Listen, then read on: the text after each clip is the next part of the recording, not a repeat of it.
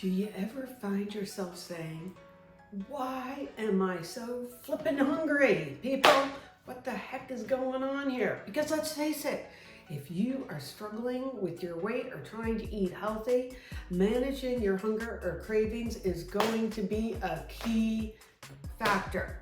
So in today's video, I am going to review the factors that could be affecting your appetite. And most importantly, okay, what steps can you take today to reel that baby in? Hi, I'm Bonni, and after discovering the solutions to my own weight and health struggles, it is my personal mission to provide you with easy, simple to implement ideas and tips to help you maintain your preferred weight and health so that you can live the best life that you deserve. So what are the top factors affecting your hunger? Number one, hormones. Well studied have been leptin and ghrelin, and leptin is released by your fat cells to tell you that you've had enough to eat, while ghrelin is released in your stomach and it actually impacts the growling.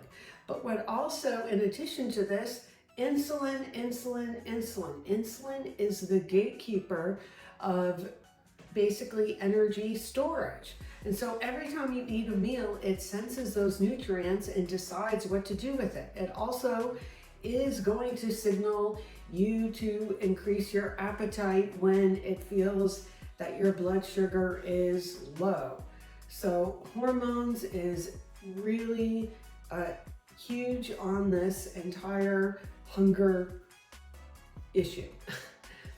Number two, any sort of psychological factors. Of course, anxiety, depression, stress, even being bored, all of these can lead to increasing your, I would say, not just appetite, but your cravings for particular things that you think are going to make you feel better in the moment. And I think the important message in all of this is for us to just, gather information. If you ate something you didn't feel like you should, do not judge. Instead, I'd like you to instead think about, okay, I felt this way, this happened. What could I do next time to handle the stress that might be more meaningful? Like taking the 10-minute walk, going out in nature, just as a short example. Number three, let us not discount that there are certain medical conditions that absolutely can affect your appetite, such as diabetes, thyroid problems, and gastrointestinal issues. So definitely you want to be getting checked out, your labs, and making sure that all of that has been accounted for. And also the next one is medications. There are many medications like antidepressants which affect the bacteria in your gut that can definitely cause you to increase your appetite and then gain weight. It can have the opposite effect as well, but I think it is important to look at all of your medications and if you've noticed any changes. The next one is having a nutrient deficiency. I think your body is really smart. So if you are eating foods that are not nutrient dense, and not to say that there's not a place for some of these foods here and there, but let's just go with the Dorito as an example. The bottom line is, although it is packed with calories, it doesn't have the nutrients like vegetables, high quality protein, and avocados, just whatever as an example. So the idea is that this also could make you hungry, is looking at nutrients. The next one is just looking at your entire lifestyle, like sleeping. For example, if you have regular sleep deprivation, this is absolutely shown to be a stress response in your body where it's going to increase your appetite, especially for carbohydrates, the next day. And actually not exercising, believe it or not, it seems counterintuitive, but that also can dysregulate your appetite and make you more hungry for things that you really have trouble stopping eating. So listen, I mean, everyone's appetite is unique and there are different factors that affect everyone, but these are just a few things to consider. Now, most importantly, here are my top tips to prevent your appetite and hunger from taking over the control. Number one, eat a combination of protein, fiber-rich foods, and some healthy fats at every meal whenever possible, because these are really important nutrients that help keep you full and satiated for the long term. So the idea is, I like to recommend frequently doing like a vegetable omelet at breakfast. Is a perfect combination of fiber, protein, and healthy fat. If you're vegan, obviously you could do like a tofu scramble as an example, but you get the idea. I would always say start with breakfast, or whatever your first meal is of the day. Next is staying hydrated. A lot of times people mistake hunger when they're actually dehydrated. And as I was talking about before, sleep. Because actually a lot of changes in hormones happen, we're understanding, when you don't get a lot of sleep, which it basically puts your body on alert and it increases your appetite for sure. So definitely keep on that.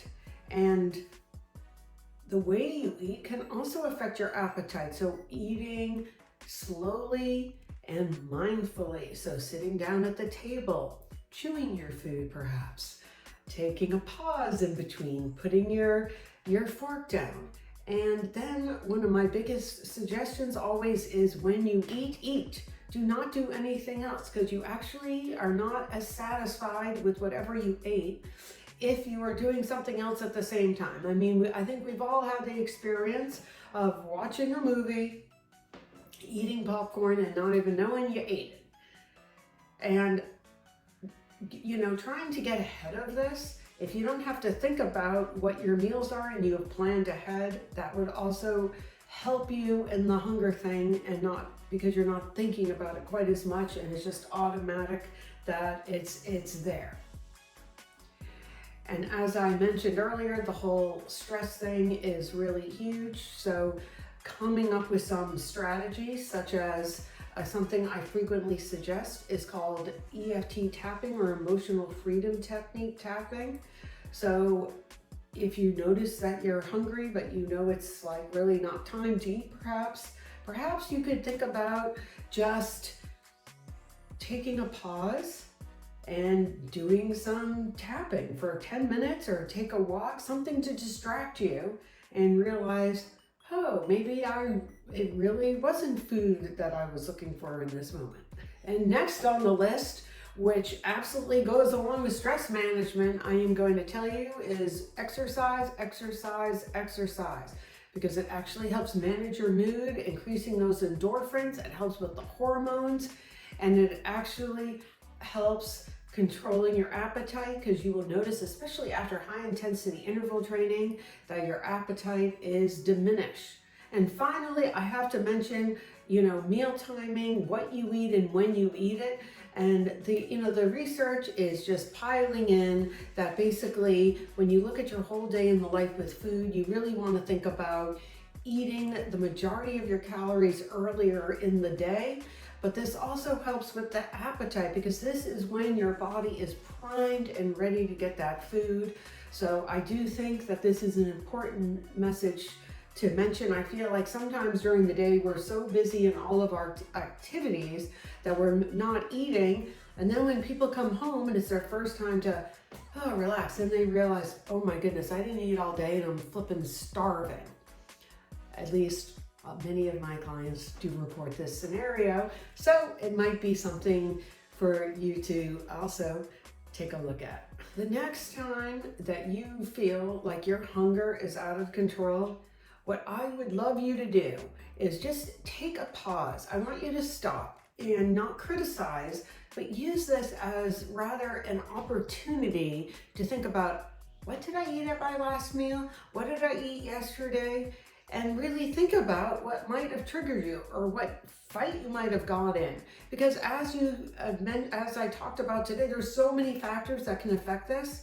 And I want you to think about this as an opportunity to use your own judgment to look at your behaviors, because guess what? The more that you are able to do this, the more that you can put in different interventions and make a different choice next time. I think we are constantly in a school here learning about ourselves and what works and what doesn't work. Well, thank you. And if you have enjoyed this video at all, I would love to hear in the comments how you might use any of these suggestions. And a thumbs up would be great, and subscribe to my station and share. And also, if you are interested at all of what a personalized plan might look like for you, there is a link in the description below to book a no-cost call. Look forward to seeing you in the next video.